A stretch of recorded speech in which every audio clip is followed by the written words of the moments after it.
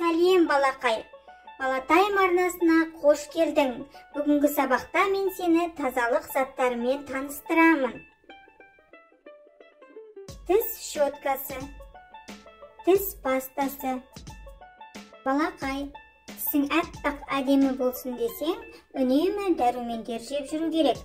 Тәттіні көп жесең, тістерің бүлініп, үнемі ауыратын болады. Тістерің әппақ әдемі болсын десең, таңертең және кешке тістеріңді тазалауды ұмытпа. Тарақ. Тарақпен шашымызды тараймыз. Сабын. Тамақ ішер алдында қолыңды жақсылап сабындап 2 рет жуу керек. Себебі біздің қолымызда мынадай көптеген микробтар болады.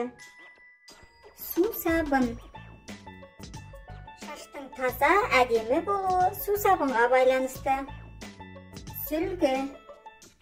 Бетіңді қолыңды жуғаннан кейін жақсылап сүрту керек. Қуыршақ. Тап-таза болып жуынсақ. Әйтпегенде бүкешім, кірлеп кеткен екенсің. Жуындырады анашың, тап-таза болып қаласың. Кішкентай досым, үнемі тазалық сақтап жүруді ұмытпа. Бүгінгі сабақ саған ұнаса, лайк басып, менің арнама тіркеліп қой. Сау бол балақай.